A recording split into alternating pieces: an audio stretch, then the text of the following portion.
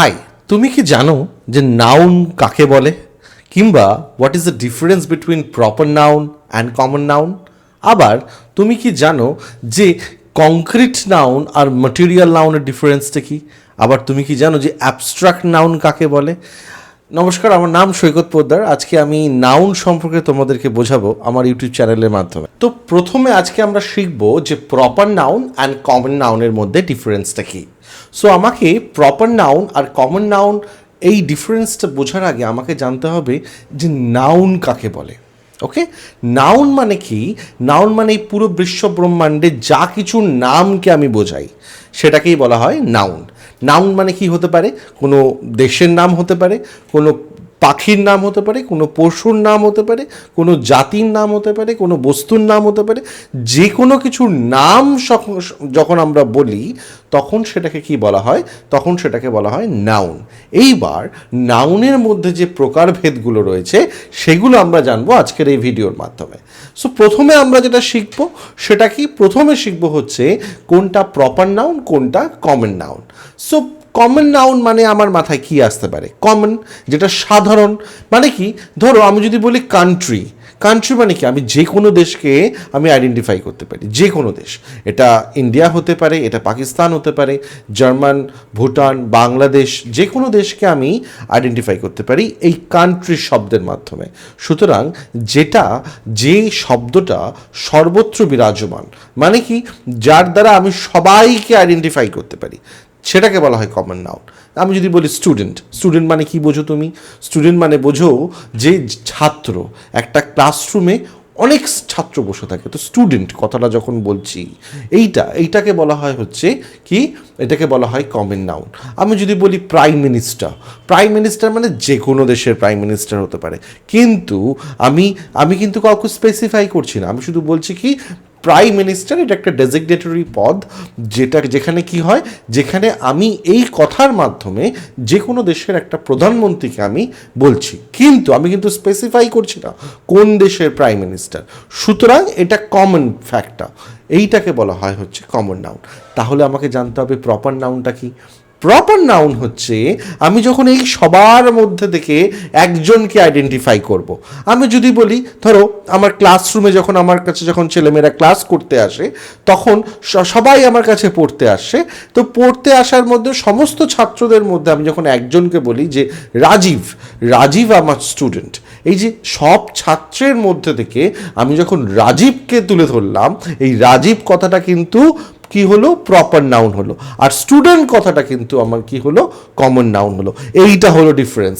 আমি যদি বলি নরেন্দ্র মোদী, নরেন্দ্র মোদী মানে কি?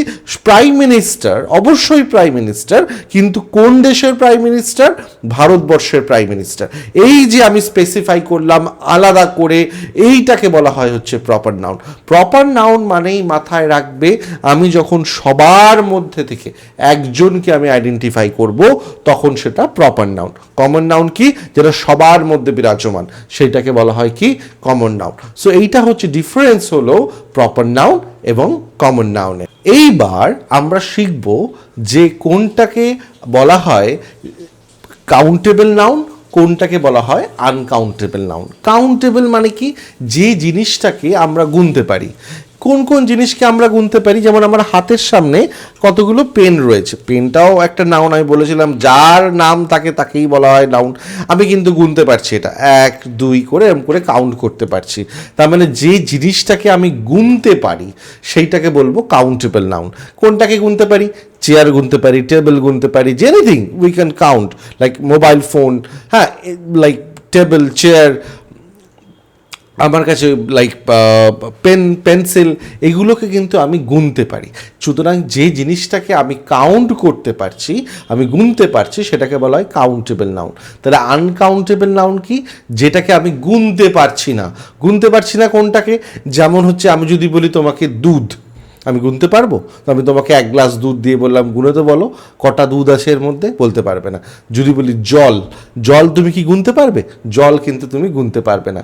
আমি তোমাকে ছাদে নিয়ে গেলাম, ছাদে নিয়ে গিয়ে বললাম বলো তো আকাশে কটা তারা দেখতে পারছো, তুমি কি গুনে দেখতে পারবে? গুনে বলতে পারবে না? বলতে পারবে না। তোমাকে যদি বলি 1 বস্তা চালটাকে গুনে বলো তো কটা চাল আছে এর মধ্যে, তুমি কিন্তু গুনতে পারবে না। সুতরাং যে জিনিসটাকে আমরা গুনতে পারছি সেটা কাউন্টেবল, যেটা গুনতে পারছি না সেটাকে আমরা কি বলবো, আনকাউন্টেবল নাউন বলবো।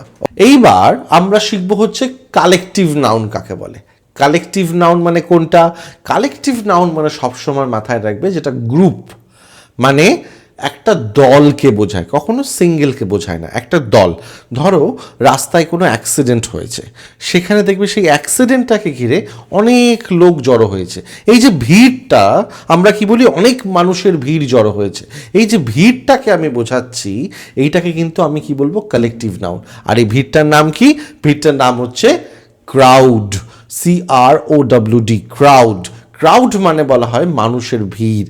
এই যে ভিড়কে আমি বোঝাচ্ছি, এইটাকে বলা হয় কালেকটিভ নাউন। আবার আমি যদি দেখলাম এক দল ভেড়া মাঠে যাচ্ছে ঘাস খেতে, আমি তাকে কি বলবো, ফ্লক অফ শিপস। এই যে ফ্লক অফ শিপস কথাটা বললাম, এইটাকে বলা হয় হচ্ছে কালেকটিভ নাউন।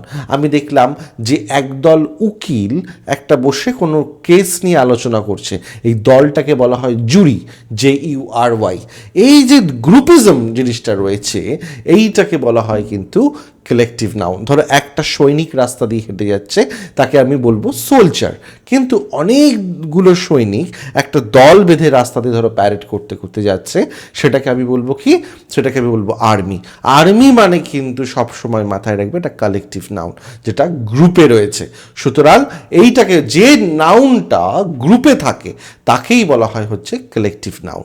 ওকে, এইবার আমরা শিখবো হচ্ছে কংক্রিট নাউন কাকে বলে আর অ্যাবস্ট্রাক্ট নাউন কাকে বলে। দেখো, কংক্রিট নাউন মানে কি, যে বস্তুটাকে আমি খালি চোখে দেখতে পাই, যে বস্তুটার মানে এক্সিস্টেন্সটাকে আমি অনুভব করতে পারি, সেইটাকে বলা হয় হচ্ছে কংক্রিট নাউন। কংক্রিট নাউনকে কিন্তু ম্যাটেরিয়াল নাউনও বলা হয়ে থাকে। আমি যদি তোমার হাতে এক টুকরো আইস কিউব রেখে দিই, তুমি কি অনুভব করবে? তুমি ঠান্ডা অনুভব করবে, তার সাথে সাথে তুমি দেখতে পারছো জিনিসটা কি, বস্তুটা কি। এইটাকে বলা হয় হচ্ছে কি, কংক্রিট নাউন। চেয়ার, টেবিল, এগুলো কিন্তু আমি if I bang on this table, I can feel it, no it is a hard product, right? If I am banging on it, so I can feel it like, oh, it is a hard product. If I put like a ice cube on your hand, then you will feel that, oh, it is an ice cube, and you will feel so cold. So এই জিনিসটাকে তোমার অনুভূতিও রয়েছে, তুমি চোখে দেখতেও পারছো, এইটাকে বলা হয় হচ্ছে কংক্রিট নাউন। কিন্তু তাহলে অ্যাবস্ট্রাক্ট নাউন কোনটাকে বলে? অ্যাবস্ট্রাক্ট নাউন মানে কিন্তু যে জিনিসটাকে আমি খালি চোখে দেখতে পাই না, আমি শুধু অনুভূতির দ্বারা বুঝতে পারি। আমি যদি বলি লাভ, আমি আমার মাকে গিয়ে বললাম, মা আই লাভ ইউ। এই যে লাভ, ভালোবাসা, এই কথাটাকে কিন্তু আমি খালি চোখে দেখতে পারছি না, কিন্তু আমি কিন্তু আমার অনুভূতির মাধ্যমে আমি কিন্তু বুঝতে পারছি যে আমি লাভের কথা বলছি, ভালোবাসার কথা বলছি। আমি যদি কাউকে বলি ইউ আর অনেস্ট বয়, এই যে অনেস্টি, সততা, এটা কিন্তু খালি চোখে দৃশ্যমান নয়, এইটা আমাকে কি করতে হয়, আমাকে দেখতে হয়।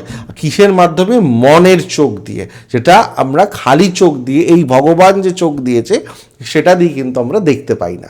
এই জিনিসটা, যে বিষয়টিকে আমরা অনুভূতির দ্বারা বুঝতে পারি কিন্তু এবং সেই জিনিসটা দৃশ্যমান নয়, সেইটাকে আমরা কি বলবো, সেটাকে বলবো হচ্ছে আমরা অ্যাবস্ট্রাক্ট নাউন। তো এই যে পার্টসগুলো আমরা পড়লাম, এইটা হলো হচ্ছে সম্পূর্ণ নাউনের একটা পার্টস, যেটা ইংরেজি শেখার পার্টস অফ স্পিচের প্রথম একটা ধাপ। ঠিক আছে, নাউন যদি বুঝতে পারো তাহলে তুমি অনেক নতুন নতুন নতুন শব্দ তোমরা জানতে পারবে, এবং সেই শব্দগুলোর ব্যবহার, ইউসেজগুলো তোমরা জানতে পারবে। এটাই কিন্তু নাউন আমাদেরকে হেল্প করে থাকে। সবসময় মাথায় রাখবে যে নাউন কিন্তু সাবজেক্টেও বসতে পারে, আবার অবজেক্টেও বসতে পারে। নাউন মানে এটা নয় যে শুধুমাত্র সাবজেক্টের ক্ষেত্রে এর প্রয়োগ আছে, অবজেক্টের ক্ষেত্রেও কিন্তু নাউনের নির্দিষ্ট একটা প্রয়োগ রয়েছে। সো আজকের ভিডিওটা এই নাউন নিয়ে। তোমাদের যদি ভিডিওটা ভালো লেগে থাকে, তোমরা আমার চ্যানেলটাকে সাবস্ক্রাইব করতে পারো।